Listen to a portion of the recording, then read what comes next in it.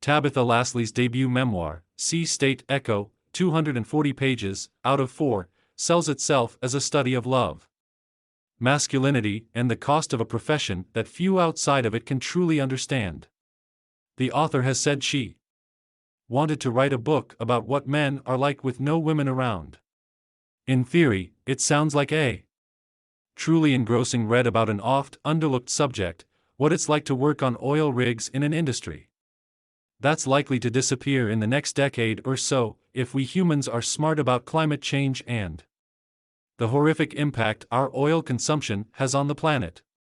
I expected a dissection of life in a working class industry populated by hard-nosed men sent off to live and work in solitude in the middle of the North Sea. While the alleged focus of the book drew me in, the final product ultimately left me frustrated and annoyed. This book is not what it seems to be, barely giving readers much of anything about these men and what it's like to work at sea drilling for oil. Really, this is a memoir about an affair and a woman who is thinking about writing a book of substance but never actually does.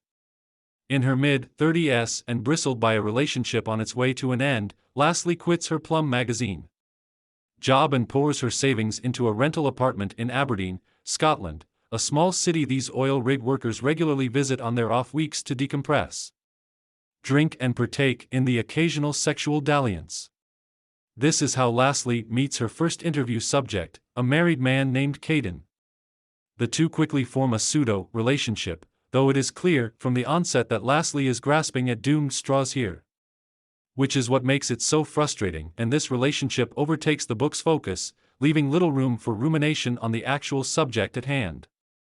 This isn't a book about oil rig workers, it's a book about avoiding writing a book about oil rig workers.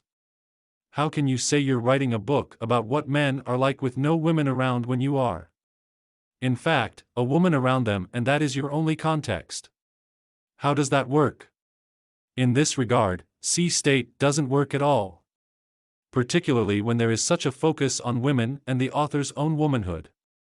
None of the women are portrayed particularly well, and the way Lasley writes about other women feels fairly dismissive and at times drenched in her own internalized misogyny. Lasley supposedly interviewed more than 100 men for this book, though you would hardly know that from reading it. That's because this book isn't about masculinity and men. It's about her and how she dealt with a failed relationship by dancing, drinking, doing drugs, and occasionally listening to some men talk about their work in the most superficial of terms. Lasley is a good writer, which is perhaps why this bait and switch feels particularly frustrating. To her credit, Lasley does not paint a rosy self-portrait. Her actions and feelings are often cringeworthy and embarrassing. And laying herself out bare like that is no small feat. However, it all culminates into something lackluster and far too navel-gazing. Lasley frequently waxes nostalgic for her younger days, sounding embarrassingly stuck in the trap of always looking backward and comparing the present to the past in a romanticized way.